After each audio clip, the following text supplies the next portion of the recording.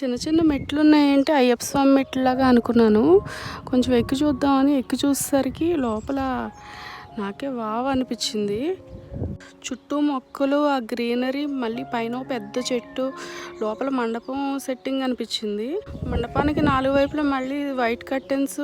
ఇంకా వెళ్ళి చూస్తే అది డైనింగ్ టేబుల్ సెట్ చేశారు. అందులో ఫ్రెష్ ఎయిర్ తీసుకుంటూ అలా కూర్చుని అలా ఆరుబయట తినాలన్నమాట ఫుడ్.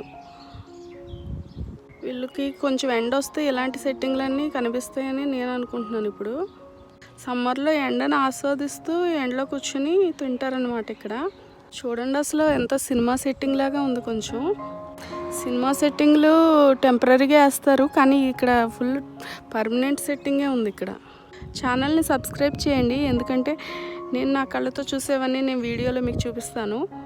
థ్యాంక్ యూ అండి, బాయ్.